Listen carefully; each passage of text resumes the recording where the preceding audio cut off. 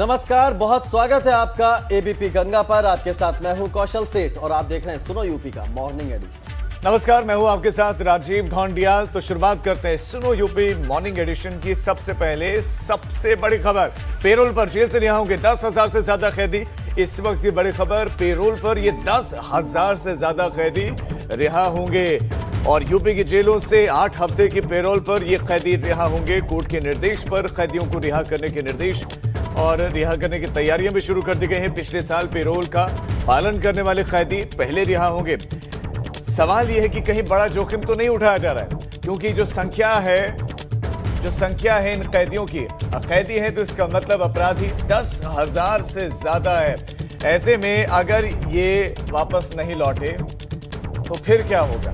सवाल एक ये भी कि कितने गंभीर मुकदमों में ये बंद थे भीतर, इसकी अभी जानकारी नहीं है।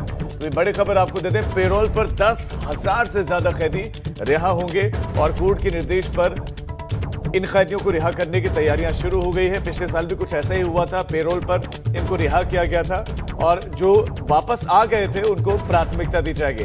तो लखनऊ से बड़ी खबर, पेरोल पर रिहा होंगे 10,000 से ज्यादा कैदी। कोर्ट के निर्देश के बाद तैयारियां शुरू कर दी गई हैं। प्रदेश की जेलों से 8 हफ्ते के पेरोल पर कैदियों को रिहा किया जाएगा। पहले चरण में उनको रिहा किया जाएगा जिन्हें पिछले साल रिहा किया गया था और वो पेरोल का पालन करते हुए वापस समय से ही कोर्ट में दाखिल हो गए थे।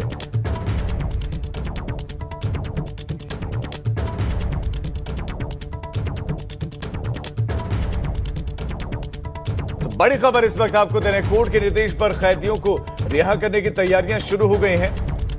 इस वक्त की बड़ी खबर, शैलेश अरोड़ा हमारे संवाददाता इस खबर पर और ज्यादा जानकारियां देंगे। शैलेश, कोर्ट का आदेश लिहाजा मानना तो पड़ेगा ही, लेकिन क्या इसका कोई डेटा जारी किया गया है कि जो 10,000 ये कैदी हैं, किन किन गंभीर मामलों में ये जेल में बनते? कहीं ऐसा तो नहीं कि कोई बड़ा अपराधी भी पेरोल पर रिहा हो रहा है और उसके बाद पुलिस के पसीने छूट जाएं उसको पकड़ने में?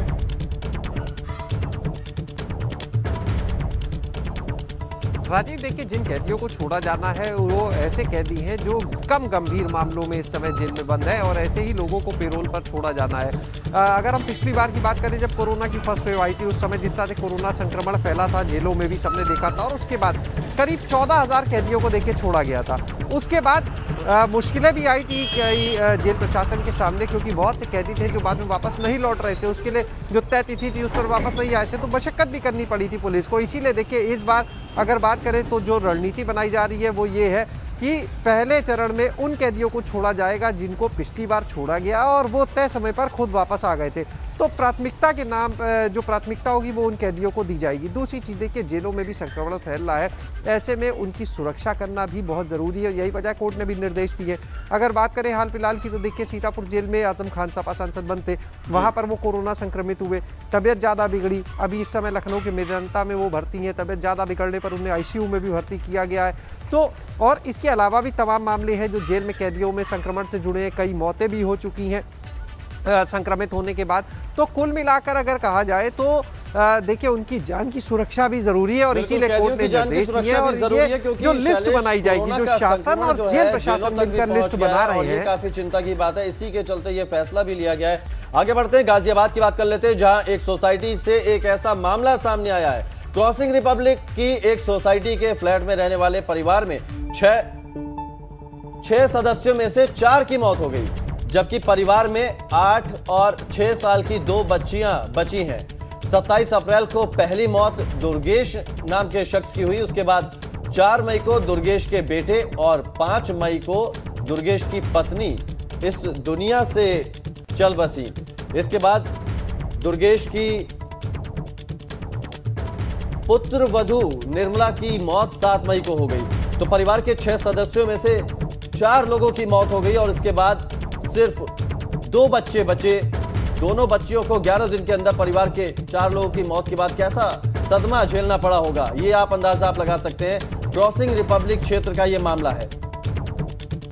वाकई बहुत बड़ी खबर है। परिवार के 4 सदस्यों की आकस्मिक ये मौत, इसके पीछे की वजह क्या है, ये तो जांच का विषय है कि क्या कोविड के चलते निधन हुआ है या कोई दूसरा कारण है, ये जांच का विषय है। लेकिन खलबली क्योंकि सिर्फ 2 बच्चे परिवार में अब बचे हैं। यूपी में कोरोना के ताजा आंकड़े भी सामने आ गए। यूपी में 24 घंटे में जो आंकड़े सामने आए हैं वो एबीपी गंगा आपके समक्ष रखने वाला है। केसेस हैं 21,331। जी हाँ, 24 घंटे में 21,331 नए केसेस आए हैं, जबकि 29,709 मरीज डिस्चार्ज हुए हैं। उत्तर प्रदेश की बात करें तो 24 घंटे में 278 लोगों की कोविड की वजह से मौत हुई है। और प्रदेश में कोरोना के कुल एक्टिव केसेस की बात करें तो 2,25,271 पहुंच गए हैं। लखनऊ में 24 घंटे में 1,274 नए केसेस मिले हैं, जबकि 2,915 मरीज अस्पताल से डिस्चार्ज हुए। 24 घंटे में 26 कोरोना पॉजिटिव की मौत हुई है लखनऊ में। सिर्फ लखनऊ में कुल एक्टिव केसेस की संख्या 21,941 पहुंच गए हैं। आज हज हाउस में बने हुए कोविड अस्पताल का उद्घाटन होने वाला है, यानी कि राहत मिलने वाली है लोगों को। इस बीच में केसेस कम हो रहे हैं, एक राहत की बात है, लेकिन सवाल यह कि वाकई केसेस कम हो रहे हैं या फिर आंकड़ों की कुछ बाजीगरी भी इसमें है। और बड़ी खबर प्रयागराज से आ रही है, जहां ग्रामीण इलाकों में बढ़ते संक्रमण पर आज अहम सुनवाई होगी। इलाहाबाद हाई कोर्ट में सुबह 11 बजे यह सुनवाई शुरू होगी। इस सुनवाई में उत्तर प्रदेश सरकार से जवाब मांगा जाएगा। प्रयागराज से बड़ी खबर आपको बता रहे हैं, सरकार को बताना होगा कि गांव में संक्रमण को रोकने का क्या प्लान है। इलाहाबाद हाई कोर्ट आज सुनवाई करेगा। ग्रामीण इलाकों में कोरोना का संक्रमण जिस तरह से फैला है उसको लेकर आज एक अहम सुनवाई होगी और सरकार को बताना होगा कि गांव में संक्रमण को रोकने के लिए क्या प्लान बनाया गया है। तो इलाहाबाद हाईकोर्ट में बहुत महत्वपूर्ण सुनवाई है। महत्वपूर्ण इस लिहाज से हो जाती है क्योंकि खुद सरकार को ऐसा लगता है कि गांव में संक्रमण कहीं ना कहीं पंचायत चुनाव के बाद शायद बढ़ा है।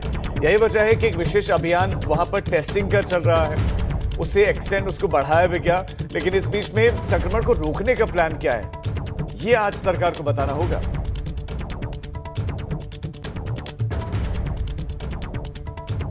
और कोविड के बढ़ते हुए केसेस को देखते हुए सरकार तो अभी एक्टिव दिख रही है, खासतौर पर तब से जब से मुख्यमंत्री योगी आदित्यनाथ आइसोलेशन से बाहर आए और उसके बाद से हालात बेहतर दिख रहे हैं। हमारे 3 सहयोगी अलग अलग हिस्सों से हमारे साथ जुड़ गए हैं जो स्थितियां बताएंगे कि कोविड की क्या है और कहीं आंकड़ों में कहीं कोई खेल तो नहीं चल रहा है।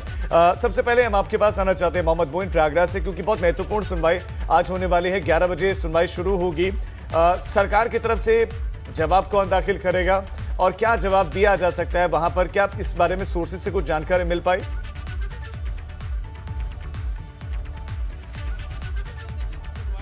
सुबह करीब 11 बजे शुरू होगी। वीडियो कॉन्फ्रेंसिंग के जरिए सुनवाई होगी और सरकार की तरफ से additional advocate general Manish Goyal वो पक्ष रखेंगे वीडियो कॉन्फ्रेंसिंग के जरिए। उन्हें यह बताना होगा कि सरकार जो है ग्रामीण इलाकों में संक्रमण को रोकने के लिए, संक्रमण को काबू में करने के लिए, लोगों का जीवन सुरक्षित करने के लिए क्या कदम उठा रही है। निश्चित तौर पर कहा जा सकता है कि उत्तर प्रदेश सरकार पिछले करीब 1 हफ्ते से विशेष अभियान गांवों के लिए चला रही है। गांवों में टीमें जा रही हैं, वो लोगों के स्वास्थ्य का हालचाल ले रही हैं। हालांकि सुविधाएं अभी उतनी अच्छी नहीं हैं। लोग चाहते हैं कि अगर गांव में ही, उनके इलाके में ही अगर टेस्टिंग की व्यवस्था हो जाए तो ज़्यादा मुफीद होगा। लेकिन यही सब जानकारी कि सरकार क्या क्या कदम उठा रही है ये एडिशनल एडवोकेट जनरल की तरफ से कोर्ट पे रखा जाएगा। एक दूसरी अहम बात यह है कि वैक्सीनेशन को लेकर पिछली सुनवाई में कोर्ट ने सरकार को ये आदेश दिया था, ये निर्देश दिया था कि जो वैक्सीनेशन का काम चल रहा है उसे 3 से 4 महीने के अंदर पूरा कर लिया जाए। इसके अलावा ग्लोबल टेंडर की जो प्रक्रिया चल रही है उसको लेकर भी कोर्ट ने सवाल उठाए थे, इस पर भी सरकार को जवाब दाखिल करना है। और तीसरा सबसे अहम पक्ष ये है कि जो पंचायत चुनाव हुए थे, चाहे वो वोटिंग रही हो, चाहे प्रचार रहा हो, चाहे काउंटिंग रही हो, सब में हमें जो कोविड का प्रोटोकॉल है उसकी धज्जियां उड़ते हुए दिखाई दी थी। तो राज्य निर्वाचन आयोग से जवाब तलब किया था। निर्वाचन आयोग ने यह माना भी था कि पंचायत चुनाव में ड्यूटी करने वाले 28 जिलों के 77 कर्मचारियों की डेथ हो चुकी है। तो सीसीटीवी फुटेज कोर्ट को पेश की जा चुकी है। जो बाकी बचे हुए जिले हैं वहां की रिपोर्ट निर्वाचन आयोग को पेश करनी है। इसके साथ साथ जो कार्रवाई की गई है, अगर कोई कार्रवाई की गई है, काफी अहम सुनवाई है आज। अब सरकार को बताना होगा कि ग्रामीण इलाकों में अगर कोरोना का संक्रमण फैलता है तो उसको रोकने के लिए क्या प्लान बनाया गया है। आप हमारे साथ बने रहिए। शैलेश अरोड़ा लखनऊ से हमारे साथ बने हुए हैं। शैलेश का रुख कर लेते हैं। शैलेश, जिस तरह से आंकड़ों में कमी आती जा रही है कोरोना के, ये माना जाए कि कहीं ना कहीं जो कोरोना कर्फ्यू है उसका ये असर देखने को मिल रहा है, लेकिन अभी भी लापरवाहियां सामने आ रही हैं, अभी भी कोरोना को लोग दावत देते नजर आ रहे हैं। मुख्यमंत्री योगी आदित्यनाथ भी गंभीर है, लगातार ग्राउंड जीरो पर उतरकर वो तैयारियों को देख रहे हैं, व्यवस्थाओं का जायजा ले रहे हैं। आज भी टीम 9 की बैठक करेंगे। क्या माना जाए कि अब ये जो निर्देश हैं वो और सख्त हो सकते हैं, क्योंकि कोरोना के संक्रमण की चेन को तो आखिर तोड़ना ही होगा।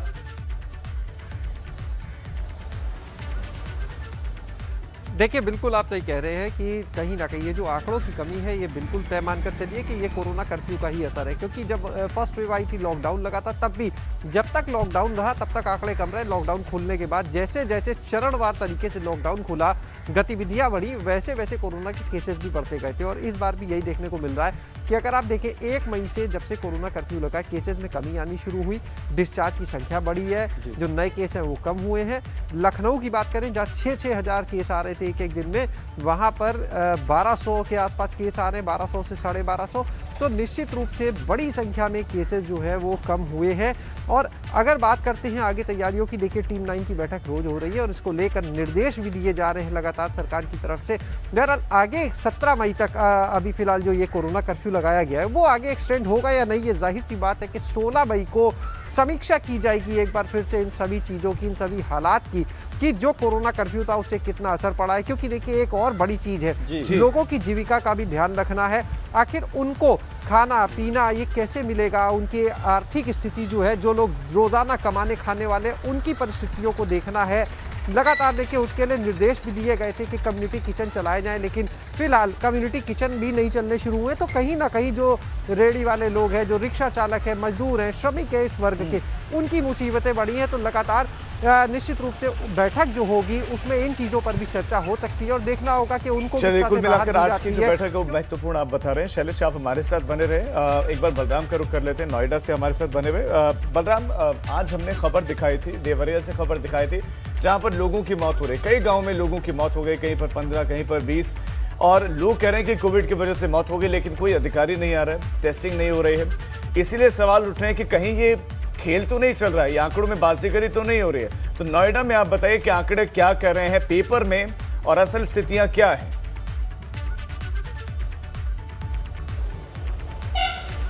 देखिए राजीव, अगर बात करें नोएडा की, तो यहाँ पर हिस्ट्री जो है वो बद से बदतर होती जा रही है। अगर पिछले 24 घंटे की बात करें तो यहाँ पर 1026 नए कोरोना संक्रमित मरीज पाए गए हैं, जिसमें से 10 लोगों की मौत हो चुकी है। यानी कुल मिला के ये कहा जा सकता है कि जो आंकड़ा है वो लगातार 1000 के पार है, और यही वजह है कि यहाँ पर भयावह स्थिति है। अगर अस्पतालों की बात करें तो यहाँ पर बेड नहीं है, ऑक्सीजन की कमी है, और सबसे बड़ी बात यह है कि जो ग्रामीण इलाके हैं वहाँ पर ना तो किसी की टेस्टिंग हो रही है, ना तो वहाँ पर कोई स्वास्थ्य महकमे की टीम पहुँच रही है। अगर हम बात करें ग्रेटर नोएडा के दुजाना गाँव की, बादलपुर गाँव की और इस्लामाबाद की, तो वहाँ पर लगातार हर घरों में फीवर, जुकाम, बुखार के पेशेंट पाए जा रहे हैं, लेकिन वहाँ पर ना तो कोई टेस्टिंग हो रही है। कुल मिला के बलराम ये कहा जाए कि स्थिति ठीक नहीं है और जो व्यवस्थाएं हैं, जो सिस्टम है, वो लीपापोती में लगा हुआ है। बलराम, बहुत शुक्रिया आपका। मोहम्मद मोइन, आपका भी बहुत शुक्रिया। और शैलेश, आप हमारे साथ बने रहिए, आगे भी खबरों पर आपका रुख करेंगे। लखनऊ की बात कर लेते हैं। लखनऊ के मेदांता में भर्ती सपा सांसद आजम खान की सोमवार को तबीयत ज्यादा बिगड़ गई, जिसके बाद उन्हें आईसीयू में शिफ्ट किया गया। बताया जा रहा है कि कोरोना संक्रमण के बढ़ने से आजम की तबीयत ज्यादा खराब हो गई और गंभीर हालत में उन्हें आईसीयू में शिफ्ट किया गया, जहां डॉक्टरों की निगरानी में उनका इलाज जारी है। आपको बता दें, आजम और उनका बेटा अब्दुल्ला आजम दोनों कोरोना संक्रमित हैं, जिन्हें सीतापुर जेल से लखनऊ शिफ्ट किया गया है। हालांकि अभी अब्दुल्ला आजम की हालत में सुधार है, लेकिन आजम खान की हालत ठीक नहीं है। समाजवादी पार्टी के बड़े लीडर आजम खान, उनकी सेहत में फिलहाल सुधार नहीं है। शैलेश अरोड़ा हमारे संवाददाता हमारे साथ बने हुए। शैलेश, आजम खान बड़ी शख्सियत है, समाजवादी पार्टी के बड़े नेता हैं, अस्पताल में इस वक्त भर्ती है। कैसी उनकी तबीयत, उनके बेटे अब्दुल्ला आजम की तबीयत अभी कैसी है? देखिए 9 मई को आजम खान को जो सीतापुर जेल है वहाँ से लाया गया था, मेदांता में भर्ती किया गया था।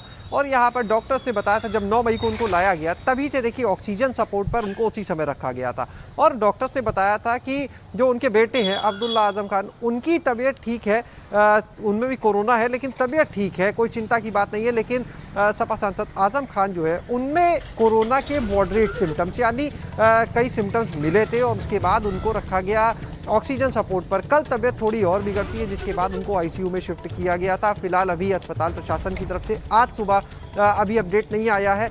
लेकिन कल तक की अगर बात करें तो आजम खान जो है उनकी तबीयत बहुत अच्छी नहीं कही जा सकती है। कहीं ना कहीं आईसीयू में अगर उनको रखा गया है, लगातार ऑक्सीजन सपोर्ट पर रखा जा रहा है, तो स्वास्थ्य चिंताजनक बना हुआ है। और लगातार इसे लेकर चाहे समाजवादी पार्टी के लोग हो, चाहे प्रसपा के लोग हो, सभी उनके स्वास्थ्य के लिए कामना भी कर रहे हैं लगातार। बहरहाल उनके बेटे की अगर बात की जाए तो उनकी जो हालत है डॉक्टर के अनुसार वो ठीक है।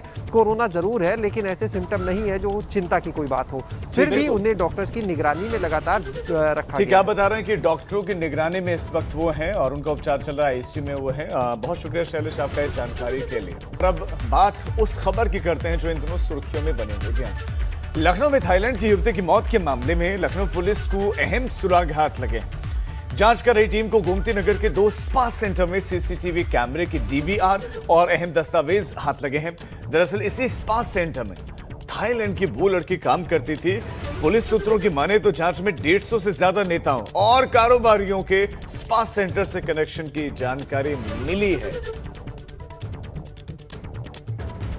और विवेक त्रिपाठी हमारे संवाददाता जानकारियां आपको देंगे और ज्यादा हमारे साथ जुड़ गए। विवेक, जो सीसीटीवी, जो डीवीआर मिला है, जो दस्तावेज मिले, वो क्या इशारा करें, क्या कहानी बयां कर रहे हैं? जी राजीव, देखिए जो संकेत मिले हैं, शुरुआती संकेत पुलिस को मिले हैं, उससे ये लग रहा है कि स्पा सेंटर में कोई ना कोई ऐसी गतिविधियां संचालित हो रही थी जिसका पुलिस को शक है कि वहां पर कुछ अनैतिक काम हो रहे थे। तो इस मामले में छानबीन की जा रही है। जो भी चीजें रिकॉर्ड मिले हैं वहां से रजिस्टर जब्त किए हैं, सीसीटीवी कैमरे की डीवीआर जब्त की है, उसमें कई लोगों के आने जाने की पुष्टि हुई है। कई लग्जरी कारों से लोग दिन भर आते जाते थे वहां पर। और चूंकि मसाज पार्लर में तमाम तरह की अनैतिक गतिविधियां होती रही हैं, इसलिए पुलिस को शक है कि कहीं कोई ऐसा रैकेट तो नहीं है जो यहां से लेकर बैंकॉक तक इंटरनेशनली जुड़ा हुआ हो, थाईलैंड तक जुड़ा हुआ हो। स्पा सेंटर में ये भी पता चला है कि जो थाईलैंड के अलावा, बैंकॉक के अलावा और भी देशों की युवतियां काम करती थी और जिस युवती की मौत हुई है वो यहाँ पर लगभग 11-12 साल से लगातार आ रही थी और नौकरी भी करती थी। उसके जो एजेंट है यहाँ पे, जिसको उसका गाइड बताया जा रहा है, वो सलमान से पूछताछ कर रही है पुलिस।